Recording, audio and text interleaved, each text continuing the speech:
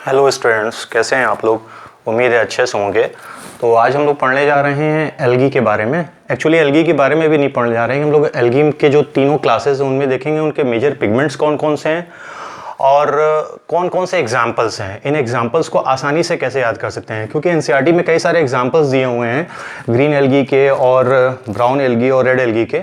इन examples को याद करना ज़रूरी है, क्योंकि बोर्ड में साथ ही साथ क्या कहते हैं कि कम्पिटिटिव एग्जामिनेशंस में एग्जाम्पल रिलेटेड क्वेश्चन बहुत ज़्यादा आ जाते हैं।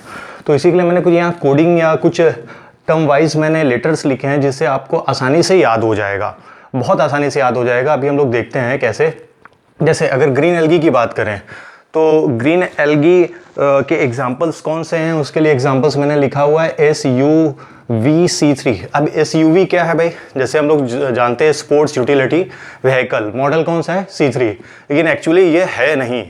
अब यहाँ पर S का मतलब क्या है, यहाँ पे S का मतलब है स्पाइरोगाइरा।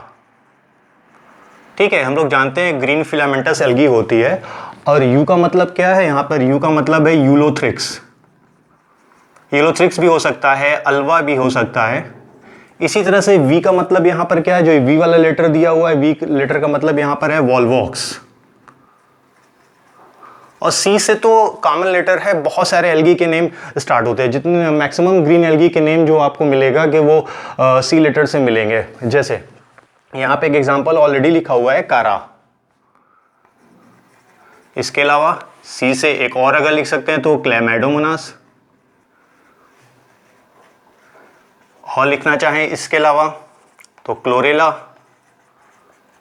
तो ये कुछ एग्जांपल्स हैं जो एनसीईआरटी में दिए हुए हैं। S से हमारा स्पाइरोगायरा हो जाएगा, U से हमारा यूलोथ्रिक्स हो जाएगा, V से वोल्वॉक्स हो जाएगा, C3 यहाँ पे लिखा है तो 3 नाम मैंने लिखे हुए हैं, C से कारा, क्लैमाइडोमोनास और क्लोरेला। अब आते हैं ब्राउन एल्गी में। ब्राउन एल्गी जिसे हम लोग फियोफाइसी भी कहते हैं। एक एग्जाम्पल मैंने यहाँ पे लेमिनेरिया का बनाया हुआ है। अब इसका एग्जाम्पल KSF में जाइए और लेड करिए। लेड मतलब यहाँ पे लीड से है। तो KSF कैसे है, जैसे अभी कुछ दिन पहले एक फिल्म आई थी KGF, कन्नड़ फिल्म थी, सभी ने नाम सुना होगा। तो यहाँ पे KSF का मतलब क्या है, K से यहाँ पर केल्प्स जो कि मैसिव एल्गी होती है, बहुत साइज इसकी बहुत ज़्यादा बड़ी होती है और मैराइन एल्गी कहलाती है। 100 मीटर तक लंबी हो सकती है, इसके भी कई सारे एग्जाम्पल्स हैं। S से यहाँ पर सारगासम, इसके अलावा F से फ्यूकस। अब LED लेड जो मैं कह रहा हूं, यहाँ पे LED से क्या क्या होगा। L से यहाँ पर हमारा हो जाएगा लेमिनेरिया। यहाँ पे मैंने एग्जाम्पल भी लिखा हुआ है, ये जो डायग्राम बनाया हुआ है ये लेमिनेरिया का है। देन E से एक्टोकार्पस और D से डिक्टियोटा। अब आ जाते हैं हम लोग, last one is the red algae.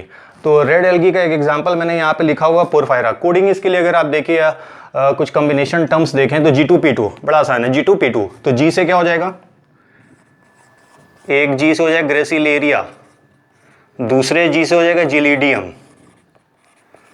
अब 2P मैंने यहाँ पे लिखा है, सॉरी P2 लिखा हुआ है, तो P2 से एक तो लिख देते हैं सीधे पोरफायरा, पोरफायरा, और दूसरा पॉलीसाइफोनिया। तो देखा आपने, बड़ा आसान सा है। एग्जाम्पल्स कैसे हम लोग ग्रीन एल्गी का याद करेंगे, SUVC3 जो मैंने शुरू में बोला था। तो S से स्पाइरोगारा, U से यूलोथ्रिक्स, अल्वा भी लिख सकते हैं, V से वॉल्वॉक्स, C3 यानी कि 3 हमको नाम यहाँ पे ध्यान रखने हैं। एक तो C से कारा हो जाएगा, देन क्लैमाइडोमोनास हो जाएगा, देन क्लोरेला हो जाएगा। कलर वाइज थोड़ा सा याद रखेंगे तो आसानी रहेगी। जैसे ग्रीन एल्गी को मैंने यहाँ ग्रीन से बनाया, ब्राउन एल्गी को ब्राउन से बनाया और रेड एल्गी को रेड से बनाया हुआ है। इसी तरह KSF एंड LED लेड।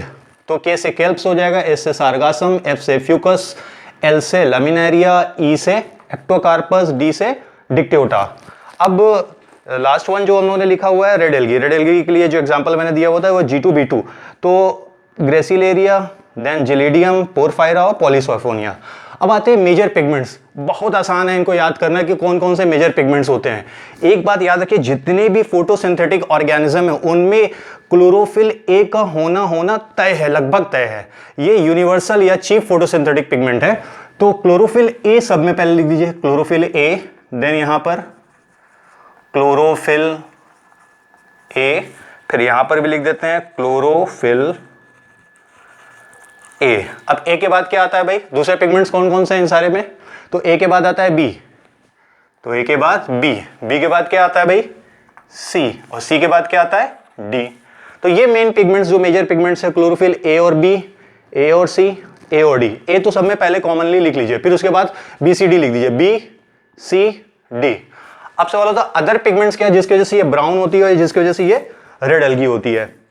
तो डी के बाद कौन सा लेटर स्टार्ट होता है, ई, तो यहां पर हो गया एरिथ्रिन। हालांकि हम लोग एरिथ्रिन नहीं लिखते हैं, आर फाइको एरिथ्रिन लिखते हैं, आर फाइको एरिथ्रिन, एक्चुअली नाम ये है, वो याद करने के लिए मैंने ई से स्टार्ट करवा दिया था, लेकिन एक्चुअल लिखते क्या, R phycoerythrin, red phycoerythrin. Phyco मतलब यहां पर एल्गी की बात हो रही है।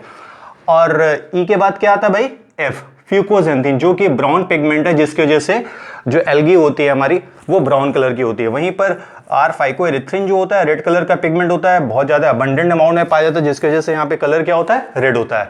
तो ये कॉमन तरीका हो गया याद करने का, कितनी आसानी से हम लोग ने यहाँ पर देख सकते हैं कि 5 मिनट में हम लोग ने पढ़ लिया कि इसके लिए कोडिंग SUV C3 रहेगा, इसके लिए क्या रहेगा KSF लेड रहेगा, इसके लिए क्या रहेगा G2 P2 रहेगा।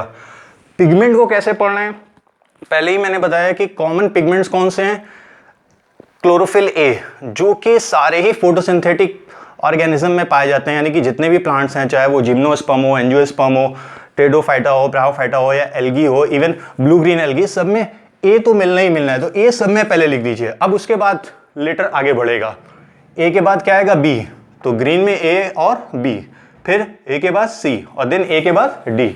तो ये छोटी सी ट्रिक थी आपको याद करने के लिए, उम्मीद है पसंद आएगी।